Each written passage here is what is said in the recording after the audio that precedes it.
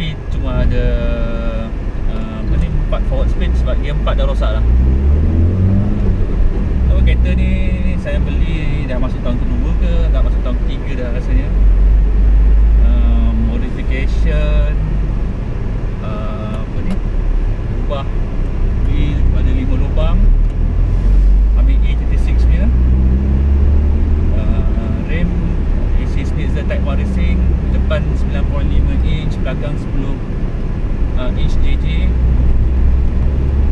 wire tuck, yalah seat paket dan steering. Engine semua standard, just untuk Sunday or weekend ride. Pernah masuk Sepang F1 sekali. Ok lah buat idling, tapi power wise tak berapa sangat lah, 1.8 saja.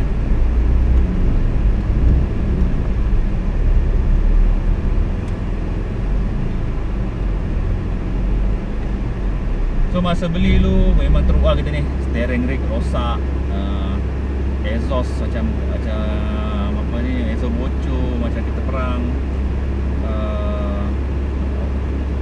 Apa tu lagi, pernah overheat. So masa beli tu tahun pertama tu just wear and test saja. Lepas tu tahun kedua buat suspension dekat SIM suspension dekat apa tu, Sedang. Untuk bucket seat ni pun buat dekat depan Manly, Taiwan. Ini Taiwan, ni original Sabel. Steering Taiwan UMP ya. Exhaust bag tengah ni saya pakai E39 M Sport punya midbox, ambil daripada kereta saya dah.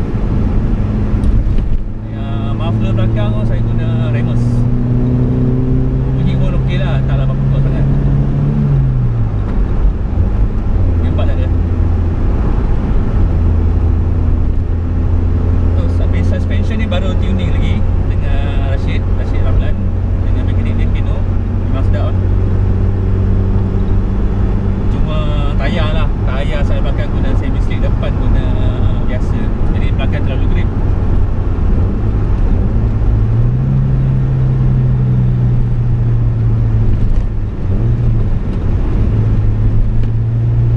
Dapat settlekan masalah gearbox ni, heaven lah. 5 speed pun cukup lah kan. Kalau jumpa JPJ, mungkin kantulnya dekat rim belakang, terkeluar daripada body.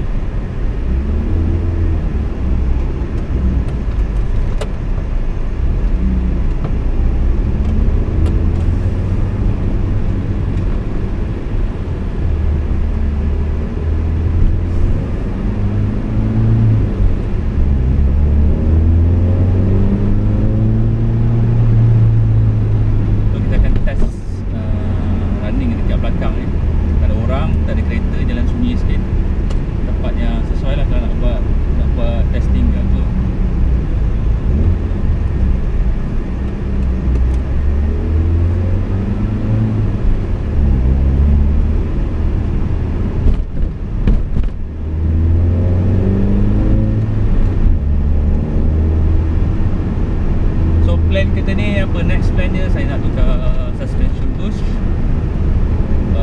kabel 44, kabel plug 44 pun nak kena ganti sebenarnya dah. Dengan gearbox tak dapat. Brake pun ok dah, kata brake ni selalu jam. So saya sekarang guna brake A36 M3 single port besar tu. So kadang-kadang kalau masuk KL belah kanan dia akan jam.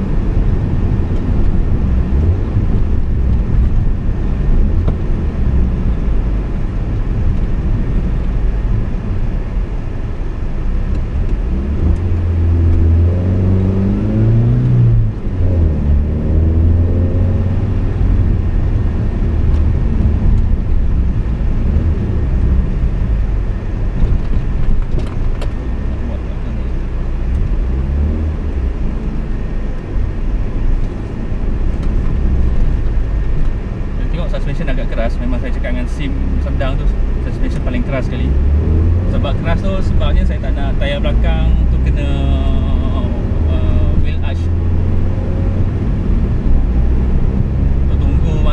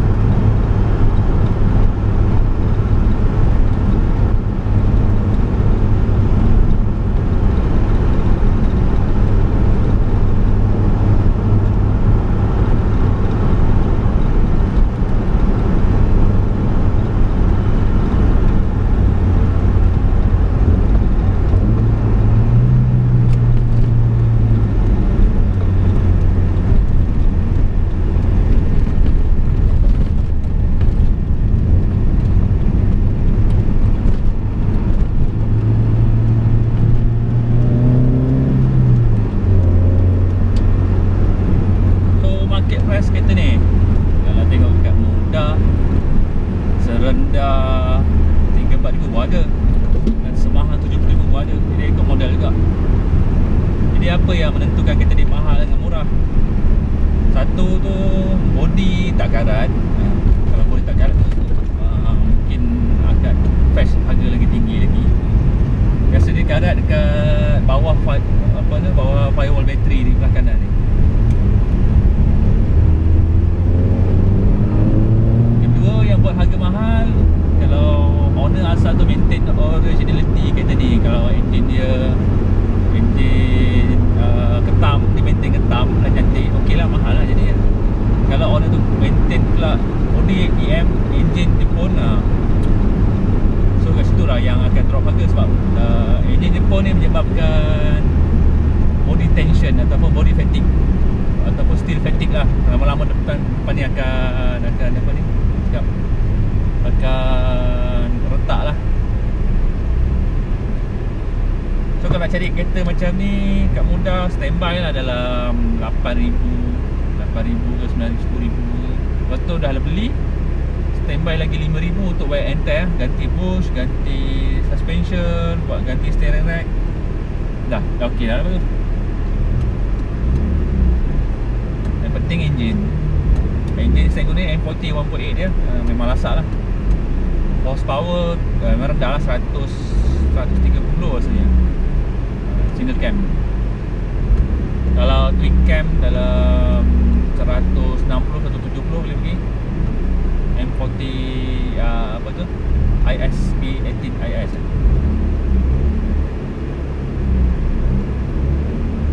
Kalau boleh cari air manual lah. Sebab kalau nak convert daripada auto ke manual dah kena keluar lagi 3-4,000. Alang-alang terus cari manual. So kalau orang tengok dekat scene luar negeri, banyak yang pakai coupe. Kat Malaysia ni tak ada yang CKD coupe. Coupe yang ada Malaysia ni dari tahun 80-an lagi, 85, 87, 88 main last ni. Kereta-kereta tahun tu agak pro lah dengan karat.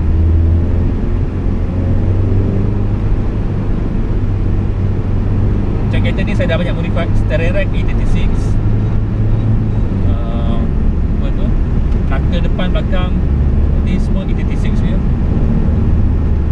Dengan gearbox je lah masuk E36. Dengan enjin, mungkin pakai enjin M50 B28. Tengah tunggu kawan saya bagi harga murah. Siap wiring sekali.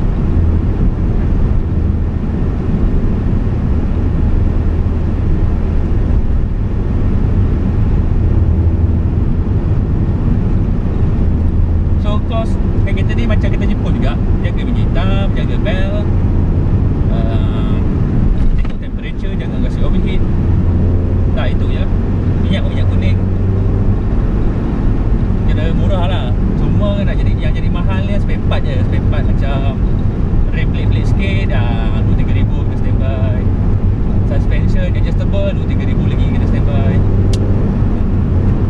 Bergantung kepada apa yang kita nak. Macam kereta ni, target saya untuk main track je. Main track kat Sepang, ada track day cukup lah.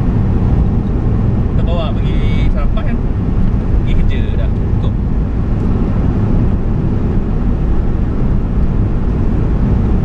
Nak masuk ring 16E39, kereta mekanik tak boleh sebab disc depan tu besar sangat. Tu lah tak cuba-cuba lagi, tak pakai 16 lagi best. Jadi 17 tu berat sangat. Nampak cantik tapi berat lah.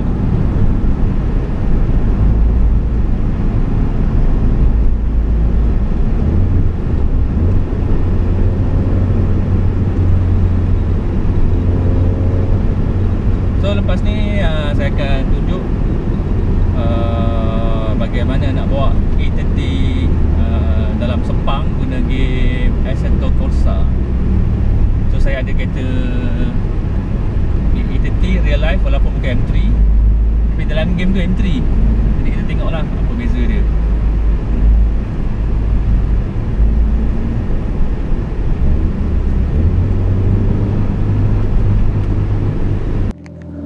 Di sini saya punya simulator sim racing, baru relocate duduk kat bawah.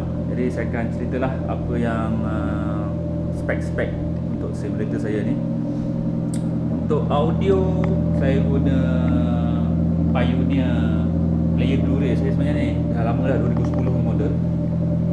So sambungkan dia punya digital in, audio in daripada saya punya PC.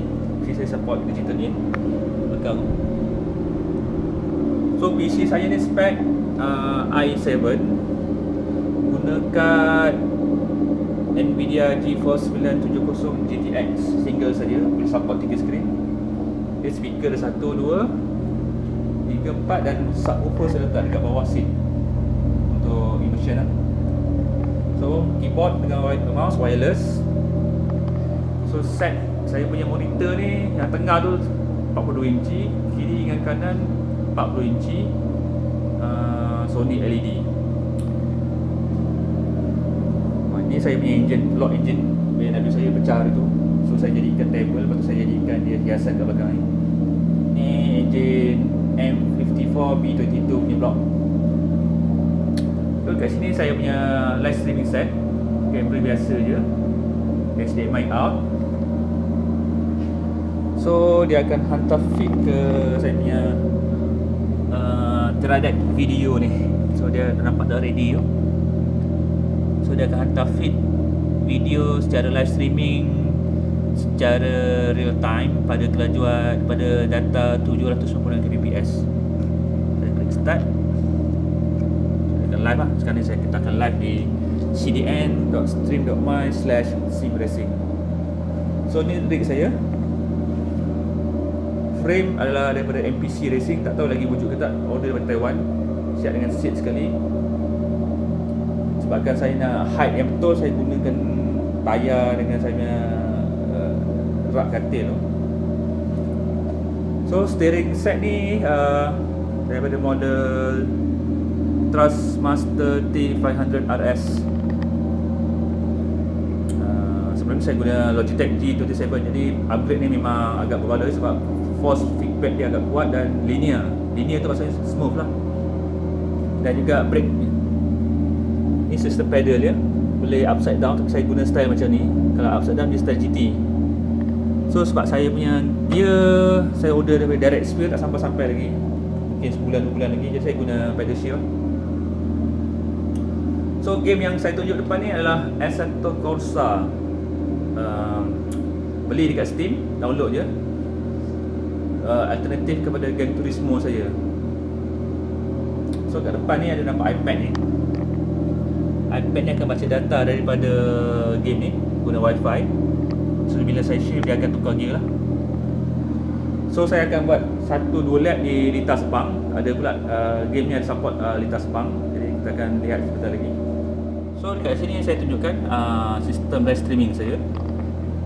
Live streaming tadi tu dah hantar ke CDN server dan di alamat ni lah, cdn.stream.my/simracing. Saya akan berlumba dan akan rakan boleh tengok, dan ada Facebook feed kat bawah tu. Jadi kalau sesiapa yang nak sistem live streaming macam ni, bolehlah hubungi saya di sales@stream.my. Okay, RM300, RM380 untuk 3 jam di Sepang.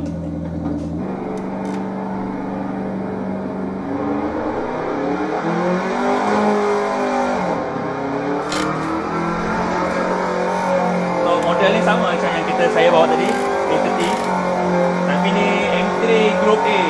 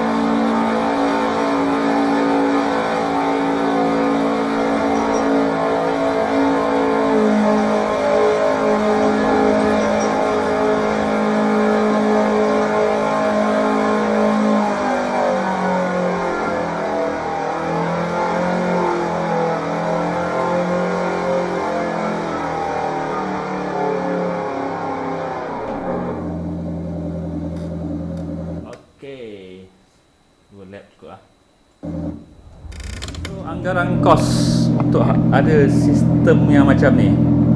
Sistem ni saya develop dah dekat masuk tahun ketiga atau keempat. Jadi saya start dengan single monitor, lepas tu beranak ke second monitor, dan beranak lagi ke third monitor. Okay, cerita kat monitor ni saja sebaiknya adalah 40 inci kesemuanya. Sebab yang tengah tu 42 tu menyebabkan banyak masalah kat saya. Jadi saya guna TV biasa je, LED, smart TV. Harga dalam saya beli time raya. Kalau bukan time raya 1,800 satu unit, darat 3 lah.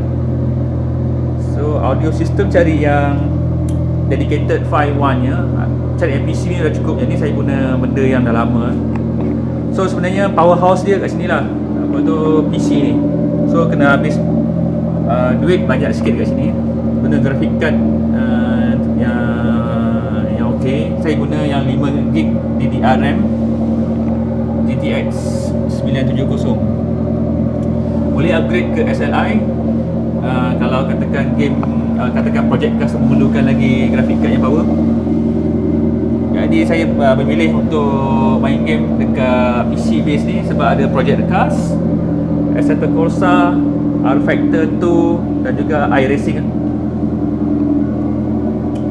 So dekat PC ni bolehlah letak anggaran dalam 4,000 ke 5,000. Audio system mungkin 1,000 rasanya. So yang mahal ni steering apa tu, force feedback ni. Saya guna Thrustmaster T500 RS untuk PS3. So harga dalam 2,000, ia dalam USD 500 ke 600. So kena cari local dealer untuk import ni. Tak dijual kat Malaysia ni. Kalau G27 memang ada ready stock kat Loyat. Nak suction dia, walaupun saya guna cuma pedal minyak dengan brake saja. Frame dengan seat ni pula kena custom. Boleh cari kat obuto.com ataupun Google MPC Racing ni. Dulu saya beli MPC Racing ni shark frame dalam 1,400.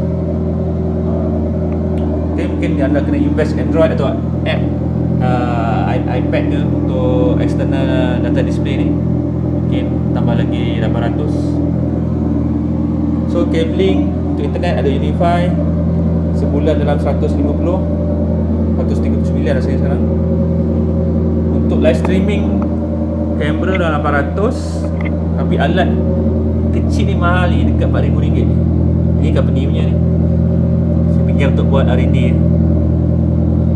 Jadi dia ambil feed daripada kamera, terus hantar ke Unify saya, hantar ke internet terus direct ke ni,